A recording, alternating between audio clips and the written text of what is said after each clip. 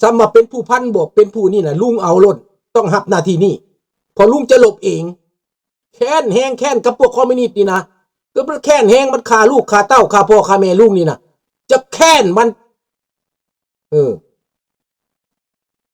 ลูกซอกหาลูกหลานผู้ใดไว้ใจผู้เก่งๆฝึกแอบให้มันเก่งๆ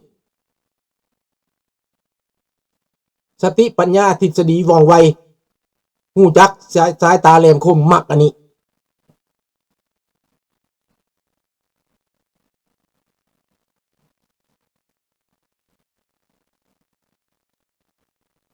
พบกันอยู่เวียงจันทน์แม่พี่น้องเอามื้อนี้ขออำลาพระจากเท่านี้เนาะ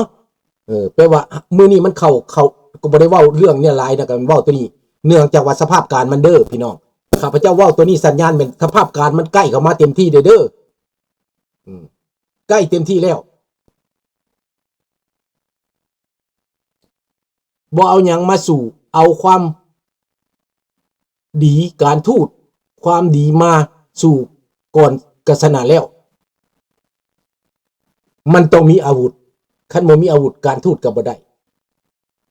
เอาอาวุธพร้อม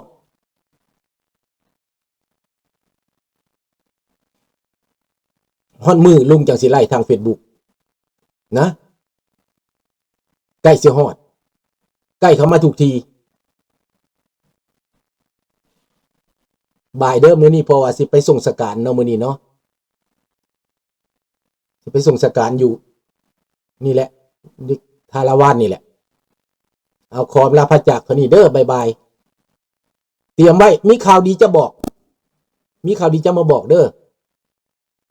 ถ้าว่ามันมีข่าวดีเมื่อใดบอกโลดเตรียมไว้เด้อลูกหลานในประเทศเด้อบอกต่อๆกันไปหูต่อหูปากต่อปากเด้อผู้ใดจะอยากเป็นประชาธิปไตยน้ำลุงน่ะบ๊ายบาย